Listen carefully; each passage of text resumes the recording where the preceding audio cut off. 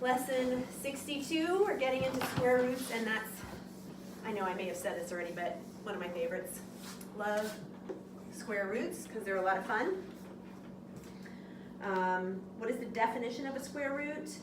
If x is greater than 0, then the root of x is the unique positive real number such that the root of x squared equals x.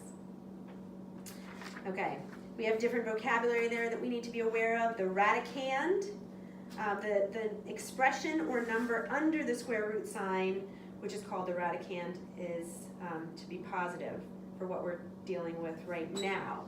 So,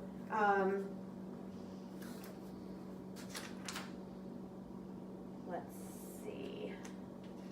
We are also talking about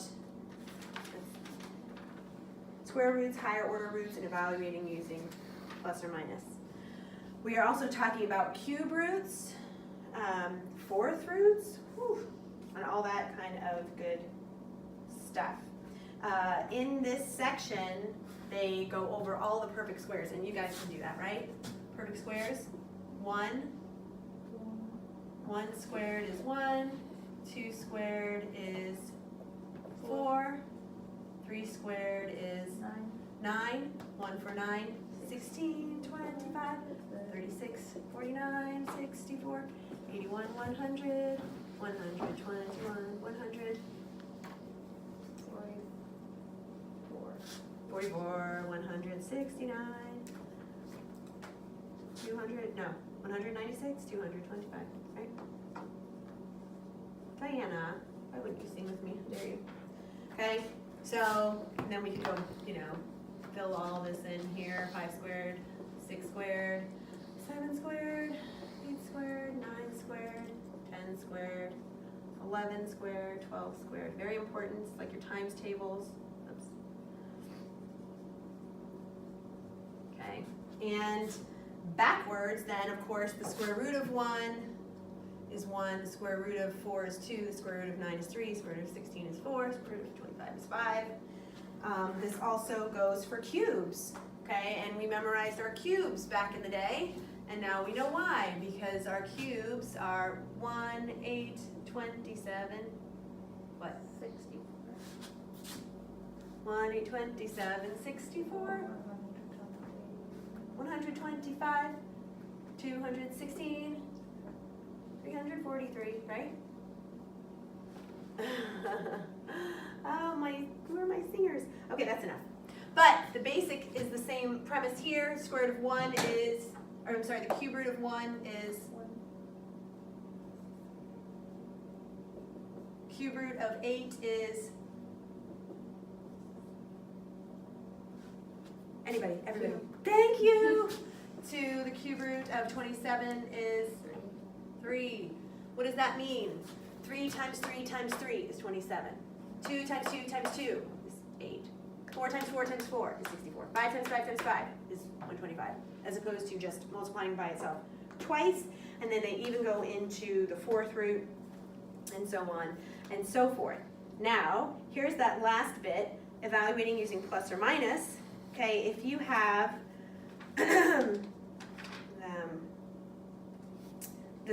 if we get a problem like x squared equals 4 and you want to solve that, we're going to stick to our catchphrase there. What are we going to do to solve this?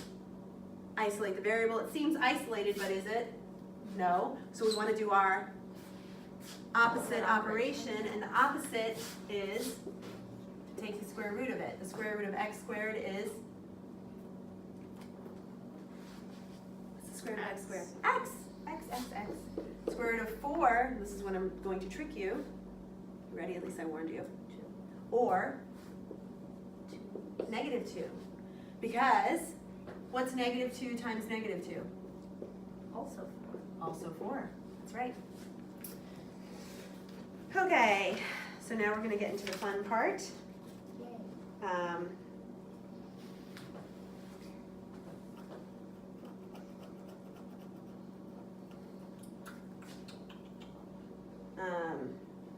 Says using a calculator, evaluate square root of 17 to 4 decimal places. Who has their calculator? Anybody? Great. We'll skip that. But you would take your calculator, plug in 17 and hit the square root. See, we haven't been using our calculators a lot because you guys, your calculators are up here, right? Now you get to use it a little bit. It's going to tell you when and only when. All right. Then it says, without using a calculator, determine between what two consecutive integers. What do consecutive integers mean? Remember what we said integers were? Rational. They are rational, but more specific because you can't have, some integers are rational, but not all, right?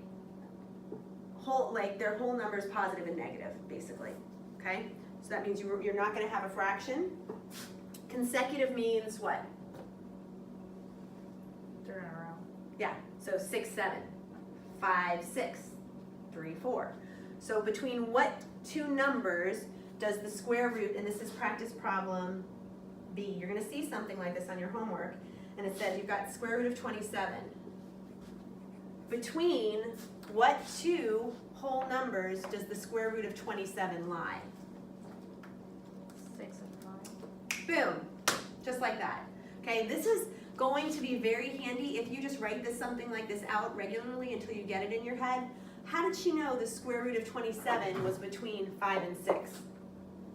27's in between 25 and 36. That's right, and the square root of 36 is 6. The square root of 25 is 5. There's no numbers in between 5 and 6, no whole numbers. So that 27 has to be in between 5 and 6. Very good. All right, now we're going to evaluate. Now we're going to have the real fun. Are you ready? C is cube root of negative 27. D is, write these down because we're just going to nail them out.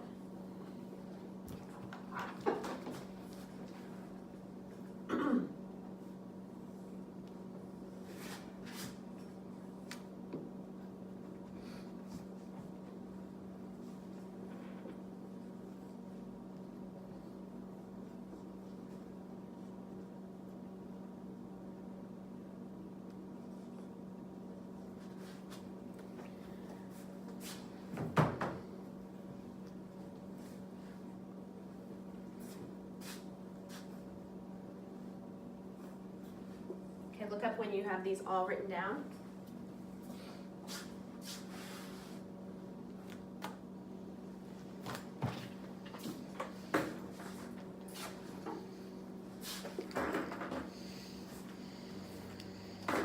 All right, C is a little bit exciting, right?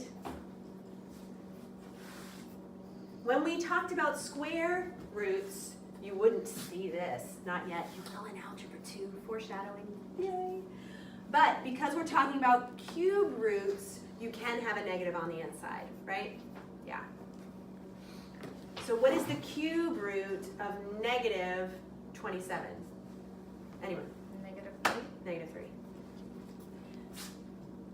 Negative 3. Thank you, Angelina. Spoiler alert, Alfieri. Keep spoiling it for you guys, right? Did you know that was negative 3? Yeah. Oh, psh. All right, good. No problem. Square root of 81 minus square root of 144. Negative 3. How'd you get that? Could you, Diana, no step, Chastain? Give me the steps. What is the square root of 81? Square root of 144? 12. So 9 minus 12 is also negative 3. Could you have imagined, would you have dreamed that these two could give you the same result? I feel like there's a life lesson in there somewhere. Should we talk about it? I didn't think so. All right, now this one. Step by step, Gavin. First thing you're gonna do is you're gonna take the, you're gonna multiply by the exponents. Each Okay. one by the exponents you're gonna get So what's this going to be? 1. Is it? Or is it? Is that in my best keep more sense? Because negative 1 times negative 1. Is this negative 1 squared? Or is it the opposite of 1 squared? Oh, an opposite times an opposite equals the opposite. But here's what's missing. There's a difference here between this and that. Right? This equals 1. This equals -1. Because we're not owning that. We're not saying this belongs to the 1. It's just kind of flying out there. It's like almost like I asked you to do that because that's a perfect lesson to put in there. Thank you for that. Okay, so this becomes -1. And that's -4. That because you see the parentheses. And then, does that say plus or minus? It's both. You can decide. You have to do both. You have to do both. You have to do both. So first we'll do plus the square root of 9, which is, 3. and then we'll do same thing, minus. So we're gonna get 2 different answers here. This one is 1. Or no, it's 6. -1, plus 4 is 3, plus 3 is 6, and then -1. Or -1. 0, 0, 0. Yeah, plus 4 is 3, and then 0. Bueno. All right. Cut.